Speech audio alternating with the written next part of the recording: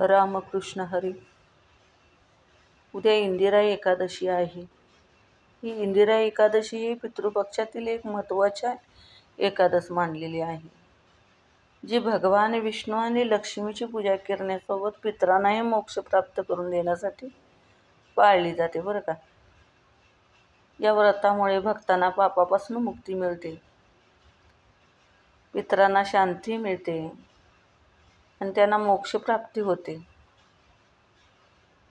या दिवशी दान केल्याने आणि विष्णूची उपासना केल्याने साधकाला पुण्य प्राप्त होतं. आता इंदिरा एकादशीचं महत्त्व काय आहे, तर पितरांना मोक्ष प्राप्त होतो. पितृपक्षात येणारी ही एकादशी पूर्वजांच्या आत्म्यांना शांती आणि मोक्ष मिळवून देणारे एकादश आहे. बरोबर. दुसरी गोष्ट की पापमुक्ती होते.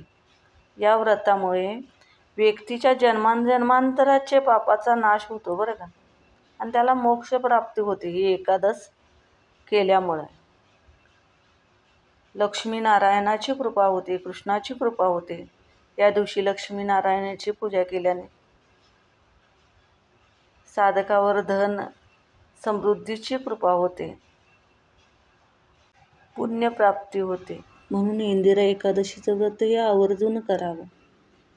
इंदिरा एकादशी हे पितृपक्षातील एक महत्त्वाची एकादश आहे, कारण जी पूर्वजांना संतुष्ट करण्याची आणि त्यांना शांती देण्यासाठी हे व्रत केले जातं बरं का.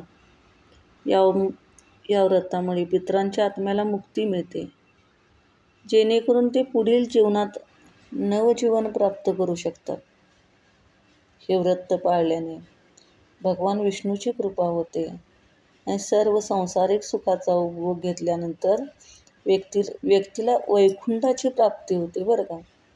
म्हणून हे व्रत नक्की करावं.